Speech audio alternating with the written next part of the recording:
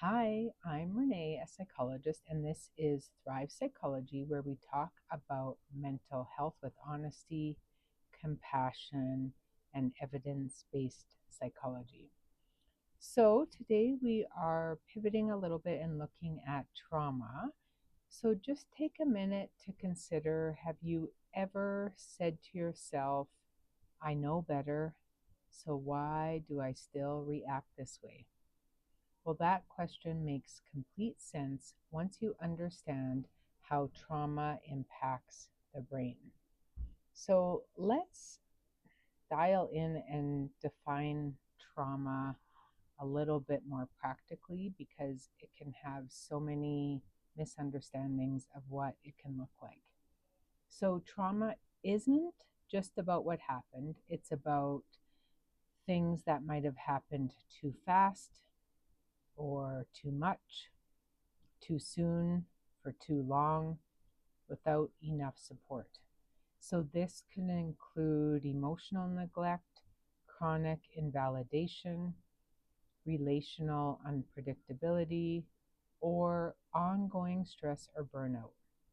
This understanding comes from trauma theory and developmental psychology. Now, trauma reshapes the brain in protective ways. The amygdala becomes more reactive, the nervous system stays on high alert, the prefrontal cortex is less accessible under stress. That's like our thinking part of our brain.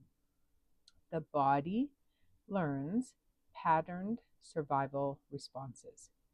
So, this isn't damage, or this doesn't mean something's wrong with you, or you're not resilient enough, or whatever people may have told you or what you may have considered for yourself.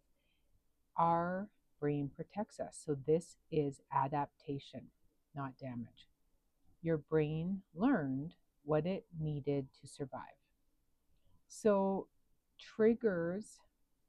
trauma is stored as a body state encoded memory. So basically, what that means is trauma can be stored in your body. Some memories are also stored while we are in survival mode.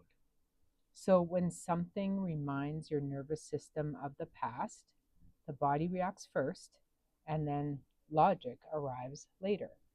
So this is why insight alone, or telling yourself you should know better, so, insight or information alone, or understanding a reflection, doesn't heal trauma. So, neuroscience is clear. The brain can learn safety through repeated, regulated experiences. Healing doesn't necessarily require reliving the trauma, although some trauma therapies such as EMDR or accelerated resolution therapy have you relive it in a different sort of safe way. But I just, for sake of argument, let's just say that healing doesn't necessarily require reliving the trauma, but it requires new experiences of safety. So, in the next episode on Thursday, I'll show you how trauma healing actually works and how we help the nervous system relearn safety. If this resonates with you, please like, share, or subscribe. So, things happened, you adapted, and your brain can adapt again. You got this, and I will see you Thursday.